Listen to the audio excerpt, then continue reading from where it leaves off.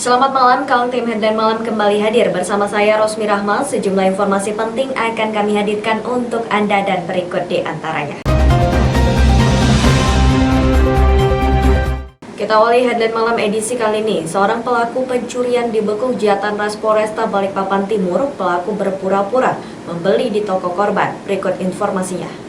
Seorang laki-laki dewasa dengan menggunakan baju tahanan Polsek Balikpapan Selatan digiring petugas tim krokodil Polsek Balikpapan Timur pada Kamis siang. Tersangka Iwan, 38 tahun, melakukan aksi pencurian di sebuah toko berkah di kawasan Jalan Mula Warman RT 5, Kelurahan Manggar Baru, Balikpapan Timur pada 29 September. Modus operandi yang dilakukan oleh tersangka dengan cara berpura-pura untuk membeli barang. Saat penjual sibuk melayani dan lengan pelaku langsung mengambil barang berupa ponsel dan uang tunai Rp795.000. Tersangka diamankan oleh tim krokodil Reskim Polsek Balikpapan Timur pada Rabu 30 September sekitar pukul 5 sore. Selain itu, polisi juga menyita 1 unit motor KT6344 milik tersangka, ponsel, tas coklat, dan uang tunai hasil curian. Dari pengakuan tersangka sudah melakukan pencurian 2 kali.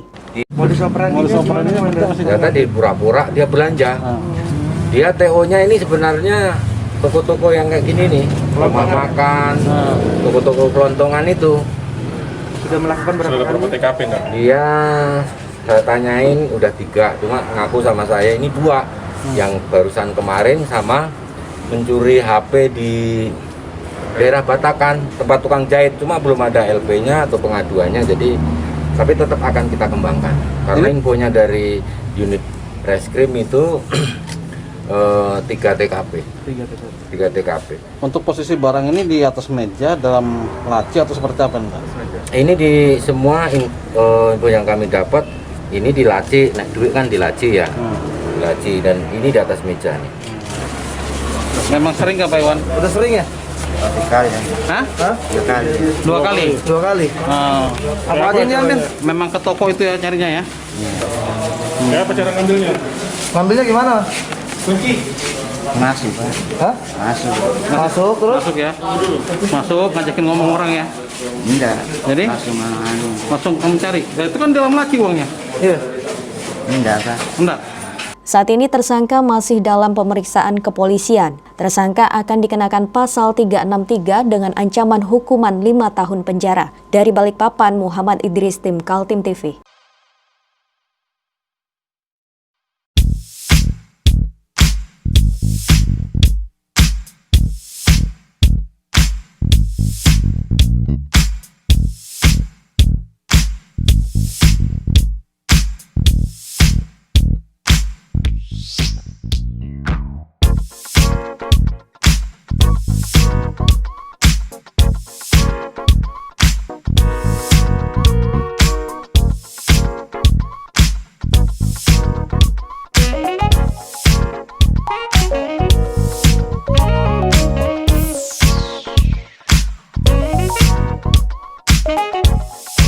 Dua pencuri dan 1 penadah barang curian diciduk tim krokodil Reskim Polsek Balikpapan Timur.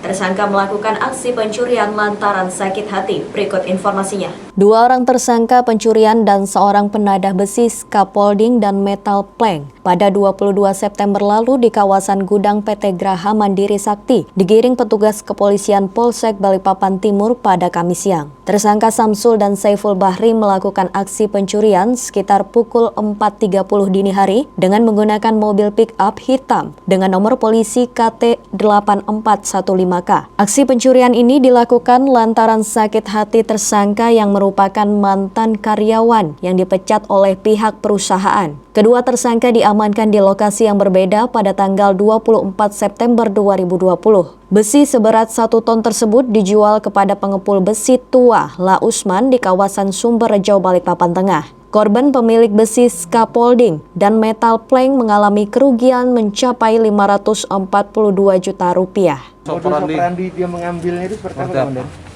Modus operandi kebetulan tersangka ini mantan karyawan GSM yang sudah diberhentikan. Itu jadi kejadian ini sudah lama, mulai di tahun 2018. Modus operandinya itu dia sebenarnya itu apa ya, boleh dikatakan masih saudara sama pemilik perusahaan itu. Dia diberhentikan, saya tidak tahu kenapa diberhentikan.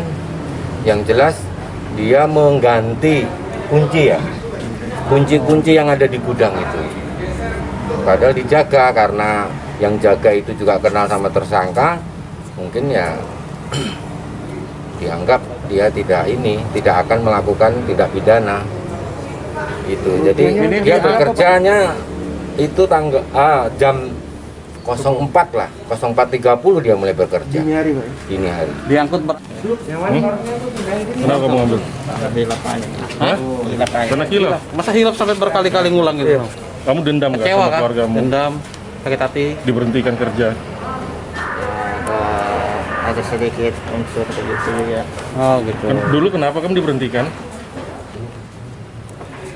Ketuaan maling juga? Jadi kenapa diberhentikan kamu? Karena apa? Kamu sudah terima berapa banyak uang itu hasil jual itu? Kurang tahu sore ini. Kurang tahu ya? Berapa sekali jual? Kalau jual berapa, Mas?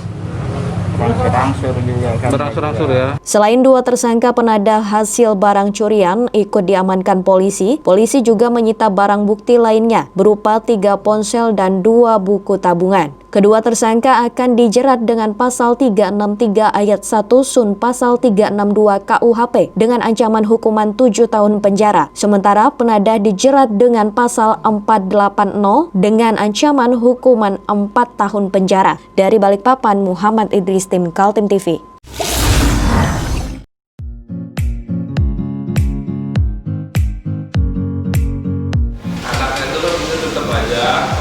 Cara mudah beriklan digital di Kaltim TV.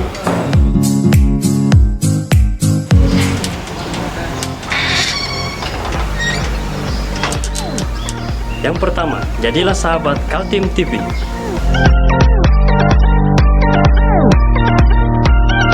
Dengan Rp1.000.000, para sahabat mendapat 20 kali tayang di slot berita kamu.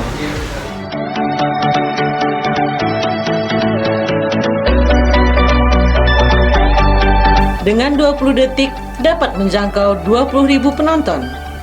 Anda beruntung karena mendapat kesempatan perdana dari kami. Ayo jadilah sahabat Kaltim TV.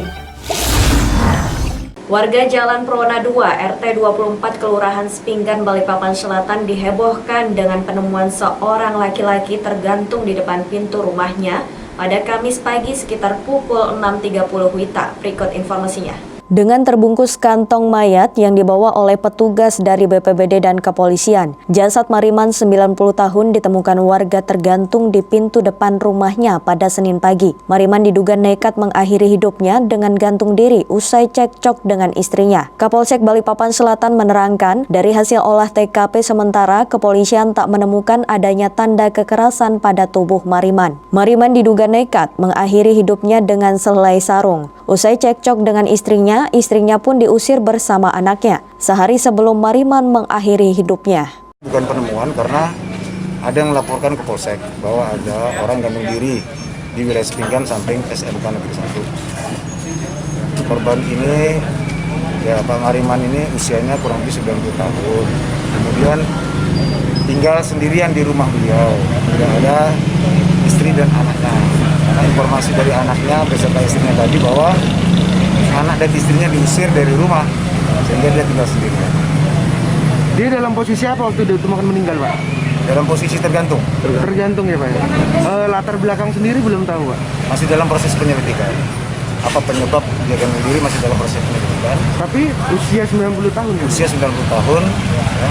Untuk sementara kita lihat tadi di lokasi karena korban juga tidak pakai baju, hanya pakai celana pendek, dan juga ada tim inapis, ada rekan-rekan dari BPBD juga, bahwa untuk sementara tanda-tanda kekerasan tidak ada. Saat ini jenazah korban tengah dievakuasi ke RSKD untuk dilakukan pemeriksaan lebih lanjut. Dari Balikpapan, Muhammad Idris, tim Kaltim TV.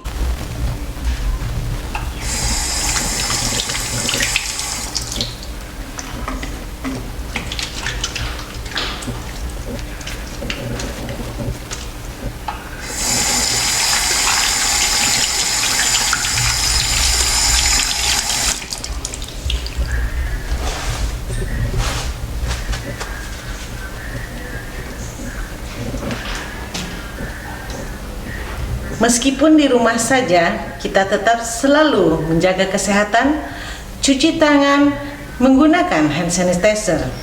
Ingat, mulailah dari diri sendiri. 4 kawanan pencuri sepeda digulung tim Opsnal Elang Borneo Reskim Polsek Balikpapan Selatan. Sepeda hasil curian dijual melalui medsos. Dengan menggunakan baju tahanan dan masker, 2 dari 4 pelaku pencurian sepeda di kawasan Balikpapan Selatan pada Selasa siang digiring tim Opsnal Elang Borneo Reskim Polsek Balikpapan Selatan. Kedua tersangka dibekuk di lokasi yang berbeda. Awalnya kejadian pada tanggal 26 September, pelaku melakukan aksi pencurian pada dini hari. Pemilik sepeda mengetahui saat akan menggunakan, namun sepeda dengan merek Trail sudah tidak ada di garasi tempatnya terparkir. Oleh korban, hal tersebut langsung dilaporkan ke pihak kepolisian. Harga sepeda milik korban yang mencapai 13 juta rupiah ini oleh tersangka ditawarkan melalui media sosial dengan harga 6 juta rupiah. Dari hasil penyelidikan, polisi awalnya menangkap satu tersangka Rian Edo Prayuda di rumahnya di kawasan Pasar Baru Balikpapan Kota. Polisi kembali mengembangkan dan berhasil membekuk Zulkifli dan 2 anak di bawah umur yang ikut melakukan pencurian. Tersangka Zulkifli bertugas sebagai pemetik sepeda dan ketiga pelaku lainnya mengawasi. Sepeda hasil curian dibawa menggunakan sepeda motor. Ungkap dan diamankan 4 orang tersangka, yang 2 ABH, yang 2 lagi sudah dewasa. Barang bukti juga sudah mengamankan. Informasinya satu pelaku sempat DPO dan sudah berhasil diamankan itu inisial siapa? Inisial pertama yang kami dapat informasi adalah si Ijol. Namun Ijol kami amankan terakhir, namun tidak lama kemudian setelah kami amankan 3 orang. Ditangkap diamankan tanggal berapa itu? Nah, ketepatan yang 3 ditangkap di alamatnya masing-masing di dalam rumah. Kemudian yang terakhir kemarin sore kami amankan. Sepeda ini diambil menggunakan pakai motor atau gimana? Mereka menggunakan sepeda motor, berangkat berdua dengan 2 sepeda motor berboncengan. Yang 1 ngambil, yang 3 ngawasin untuk supaya lebih aman apabila ada yang datang ataupun mungkin bisa diberitahu untuk yang memetik. Itu diincar memang kah, Jul? Sudah tahu memang, sebelumnya memang di garasi itu ada sepeda ini. Rumahmu dengan sepeda ini berdekatan? Iya, rumah obat baru. Hah? Rumahmu jauh, Pak. Rumahmu jauh ya, Kota Baru dengan TKP jauh ya. Tapi kamu pernah lihat lewat situ? Pernah lewat, melihat ada sepeda di tempat itu? Oh, begitu. Rencana mau dijual kemana? Di Facebook. Facebook ya? Tapi sebelumnya itu sudah dijual ya? Di mana? Facebook juga. 2 tersangka akan dikenakan pasal 363 KUHP dengan ancaman hukuman 5 tahun penjara. Sementara 2 ABH akan dilakukan diversi. Dari Balikpapan, Muhammad Idris, tim Kaltim TV.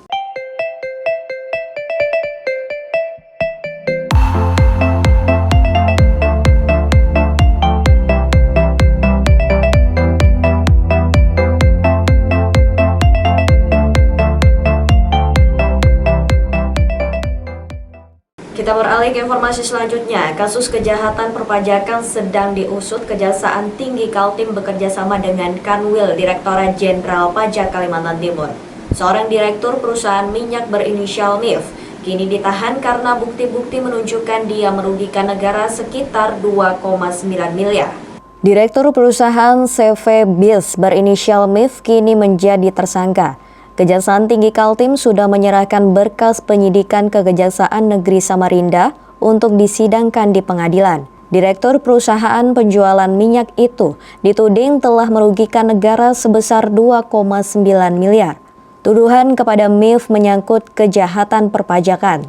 Menurut Kepala Kanwil Direktorat Jenderal Pajak atau DCP Kaltim, Samon Jaya, dalam sebuah acara jumpa pers di kantor pajak Jalan MT Haryono Samarinda, tersangka MIF sengaja menyampaikan SPT atau Surat Pemberitahuan Masa Pajak Pertambahan Nilai atau PPN secara tidak benar atau tidak lengkap. Dilakukan oleh kejaksaan. Kita sudah serahkan kejaksaan.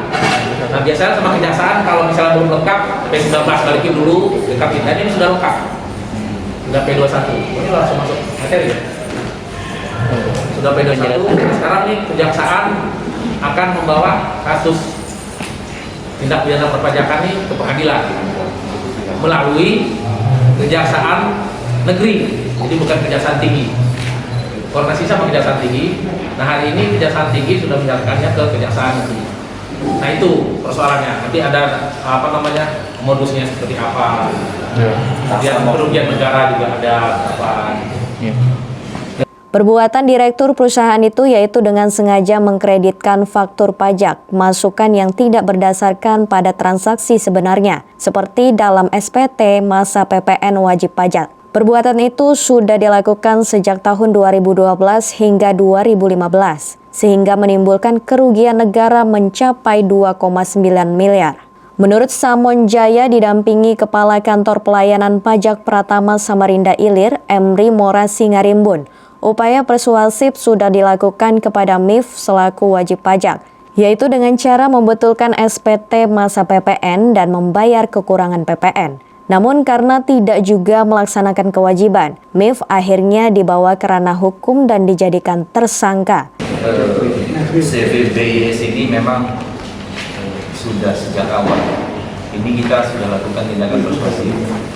Jadi awalnya dulu yang bersangkutan, begitu kita deteksi ada transaksi yang dilakukan tidak sesuai dengan kenyataan, ini kita sudah panggil ke kantor. Kita ada himbauan dari namanya AR itu kaum representatif. Jadi yang menangani wajib pajak perorangan atau perusahaan di kantor kita ada. Sudah ada. Wajib pajak awalnya sudah berjanji akan mengangsur, tapi tidak dilakukan secara konsisten. Nah, kita sudah persuasif. Wajib pajak juga teman-teman dulu tidak ikut tax amnesty, kalau teman-teman masih ingat. Nah, itu kan ada pengampunan itu. Dia cukup bayar pokoknya, dendanya tidak dibayarkan. Jadi yang 400 tadi itu sebelum ini proses terjadi, termasuk sanksi yang lain akan dihapuskan dengan tax amnesty. Tapi ternyata yang bersangkutan tidak ikut. Direktorat Jenderal Pajak mengakui pengusutan terhadap wajib pajak nakal dilakukan dengan bekerja sama dengan Kejaksaan Tinggi Kaltim. Tahun ini sudah ada 2 yang diseret ke jalur penegakan hukum dan segera menyusul 1 pengusaha lagi. Tim Kaltim TV, Hardin melaporkan. Mari kita memerangi virus corona dengan mematuhi imbauan pemerintah. Stay at home. Kepala Kantor Wilayah Direktorat Jenderal Pajak Kalimantan Timur mengakui banyak potensi alam dari Kalimantan Timur yang dieksploitasi namun tidak memberikan kontribusi pendapatan bagi daerah. Salah satunya adalah bisnis sarang burung yang dimiliki banyak pengusaha dari luar daerah. Dalam acara jumpa pers, Kepala Kanwil Direktorat Jenderal Pajak Kaltim, Samon Jaya secara belak-belakan membuka adanya potensi pajak yang mestinya menjadi pendapatan Kaltim, tapi tidak memberikan kontribusi bagi daerah ini. Dia menyoroti bisnis sarang burung yang marak dengan rumah-rumah sarang burungnya, tapi ternyata kepemilikannya dari pengusaha luar daerah yang membuat pajaknya tidak masuk ke daerah. Sarang burung walet, ayo. Nanti kita akan bekerjasama teman-teman Kabupaten Kota Madia. Jadi ada perusahaan walet yang ada di Jawa. Terus ternyata rumah waletnya banyak di Kalimantan Timur nih. Mulai dari Tanah Grogol, Pasir, Balikpapan, Kutai Kartanegara, di Bontang, Sangatta, sampai Tarakan dia punya. Tapi tidak ada spesial pun sumbangsinya untuk Kalimantan Timur.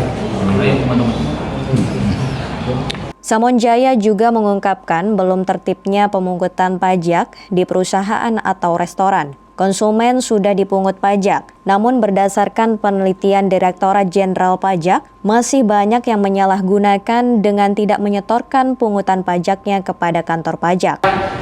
Kan seolah-olah tuh ngambil, tapi bayangkan itu yang mengambil itu sebenarnya memang itu maunya dari undang-undang, maunya dari rakyat untuk kembali lagi ke rakyat.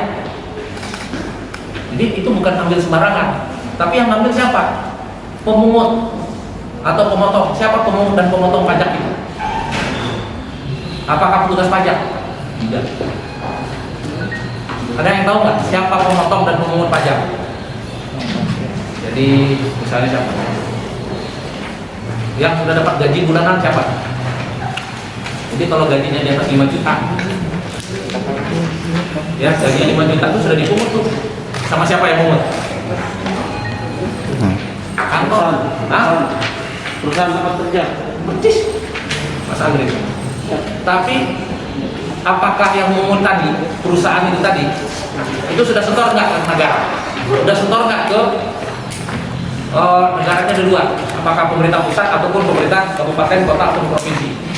Jadi yang paling sederhana. Sebelumnya, Kanwil Direktorat Jenderal Pajak Kaltim mengumumkan adanya pengusaha BBM di Samarinda yang nakal, tidak membuat SPT masa PPN dengan benar, sehingga negara dirugikan sebesar 2,9 miliar. Pengusaha berinisial MIF itu sudah ditahan dan segera diadili di pengadilan.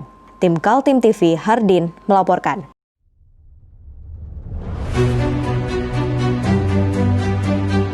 Ini kita ada kegiatan untuk membungkus sembako untuk dibagikan ke masyarakat yang membutuhkan karena COVID-19 ini. Semoga kita sukses semua. Harus kerjasama yang bagus. Pancasila! Pancasila! Pancasila!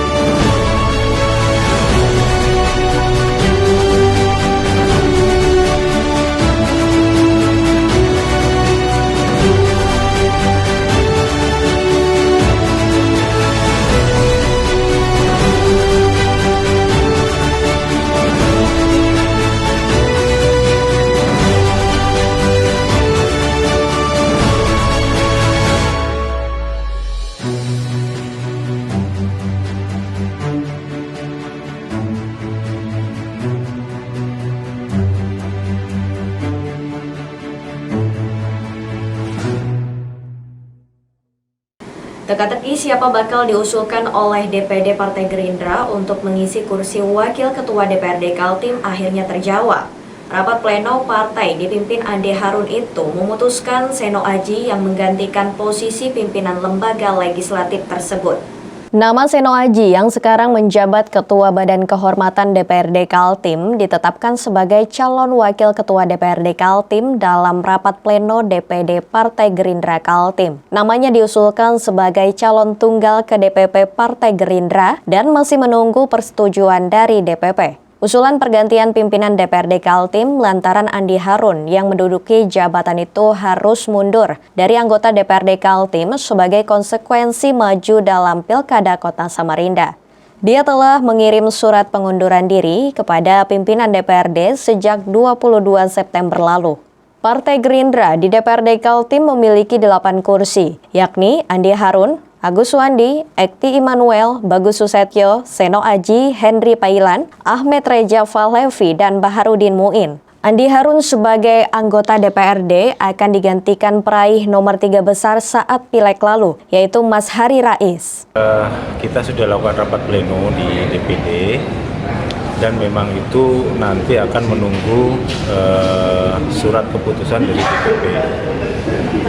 Memang kalau di rapat pleno hanya diusulkan satu nama.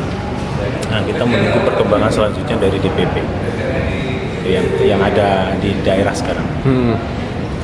Artinya keputusan itu kira-kira kapan Bang bakal dikeluarkan? Kalau keputusan dari DPP kurang lebih 1 minggu dari sekarang. 1 minggu ya? Ya, jadi mudah-mudahan minggu depan sudah ada hasil dari DPP. Sebenarnya sudah ada namanya Pak?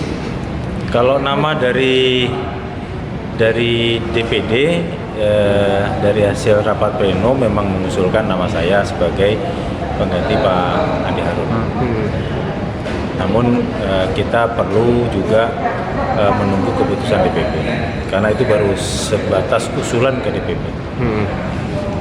Andi Harun maju dalam Pilkada Kota Samarinda sebagai calon wali kota berpasangan dengan Rusmadi Wongso. KPU telah menetapkan 3 nama pasangan yang siap berlaga, yakni nomor urut 1 Berkati Darlis Patalongi, nomor urut 2 Andi Harun Rusmadi Wongso, dan pasangan nomor urut 3 Zairin Zain dengan Sarwono. Tim Kaltim TV, Hardin melaporkan.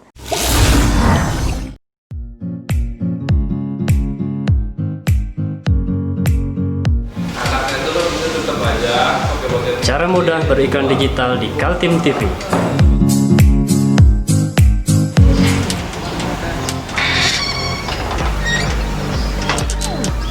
Yang pertama, jadilah sahabat Kaltim TV.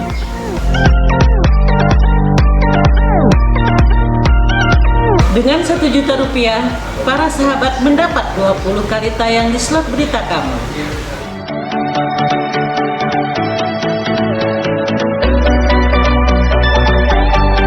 Dengan 20 detik dapat menjangkau 20.000 penonton.